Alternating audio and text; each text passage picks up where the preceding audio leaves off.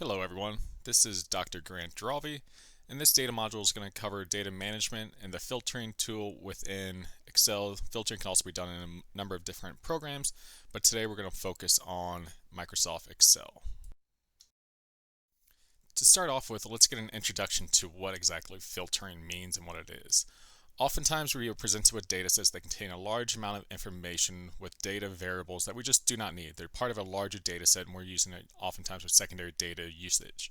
So with that, we need to filter down to what we do need. So you're going to trim out and select out on measures that you want to keep in for a specific project or task at hand. This creates a subset for you, specifically on what you need.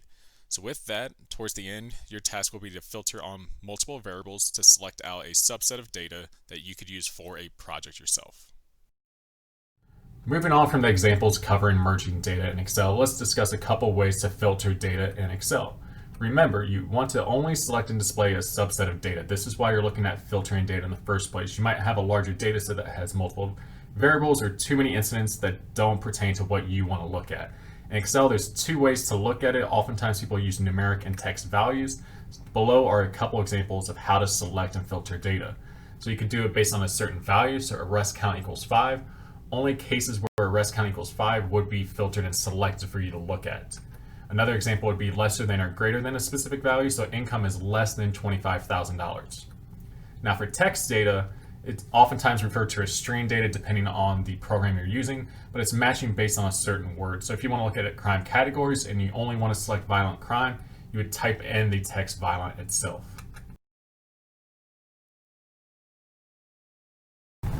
Excel has a number of different ways to filter data. The two that we're going to focus on are numerical values and text themselves. Before we get started, I'm going to show you where I downloaded the data from. As it looks familiar, I did use the UCR data tool again, but selected agencies with a population coverage over 10,000, selected Arkansas agencies, 2014 violent crime. I trimmed that data set down to what you see in front of you. I'm also going to create a measure that reflects the violent crime rate for the agencies. So if you remember, crime rates take into account the population per agency, in this case, or city, neighborhood, county, state population. What you do is typically multiply it by a base population that acts as a metric so you can compare agencies or jurisdictions or neighborhoods to each other. So I'm going to take the violent crime, divide it by the population, and times it by 1,000, so per 1,000 residents.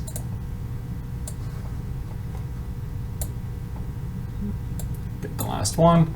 And as you can see, for Arkadelphia, it had a violent crime rate of 3.8 for 2014. Now you can see some of the agencies did not have a population reported, which means that you cannot calculate that rate.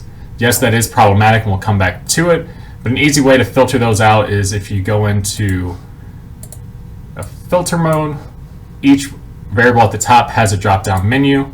From here, I want to select all but the blanks. So from there, I'm going to select copy. I'm going to paste those into a new spreadsheet to work from.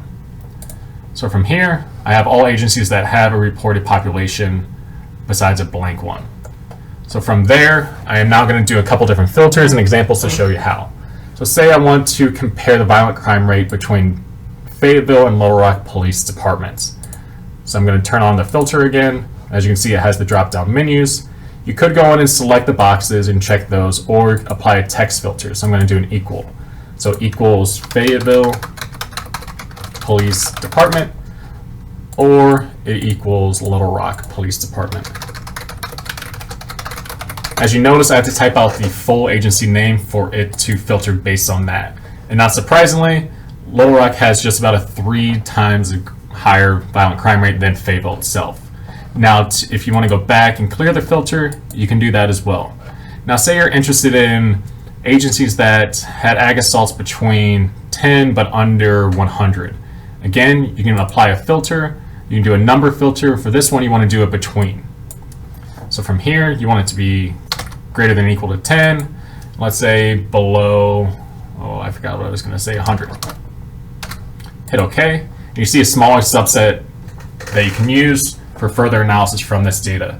You can continue to make as many filters as you want based on this data set. You can drill it down as much as you would like, or you can always go back and clear it to the original. Here, I just wanted to reiterate the common practice of creating subsets of data. This will help you streamline your projects in terms of processing speed and just looking at a dataset as a whole and understanding what all is in it for your project as a whole. Below is an example of NIBRS. NIBRS stands for the National Incident-Based Reporting System and is scheduled to take over for the UCR in a couple years. To give you an understanding of NIBRS, in 2016, there were over 5 million incidents recorded to NIBRS. With that, a lot of that information is not needed depending on what project you want to look at. First off, say we wanted to look at firearm use. We could select out and filter on the use of weapons in certain incidents and create a subset for that. Next, for school victimization, you could select and filter for incidents occurring at schools or universities. And lastly, you can also select out, among other variables, location of where the agencies reported the crimes to the police agencies themselves. In Arkansas, 100% of agencies are expected to report crime data to ACIC, and then that goes to the FBI for NIBRS. With that, you can select out only Arkansas crime and do a state-specific study itself. These are just 3 examples of many that you could use NIBRS data for to create subsets for specific projects. In the current exercise, we use Microsoft Excel as a way to filter data. This does not mean there are not other programs out there that can filter data for you. Below are a couple examples of other program software packages that could filter and do other type of data management tools. I personally enjoy using Excel because that's the most widely used program, so the ability to showcase what Excel is capable of doing will help you on the job market, at a job, or potentially just in school. The more you know, the better off you are. Similar to the other data modules you have listened to or looked at, this one has a practice exercise specifically on filtering data, so data management specifically for filtering datasets into smaller subsets. With this, you'll be using the UCR mental health data that were gone over in the examples themselves. Of course, if there are any questions that come up along the way, or if you have any issues, please do not hesitate and feel free to reach out to me. If you're not on campus, feel free to email me at the email just provided below. If you're on campus, feel free to stop by, give me a call, or shoot me an email. Thanks.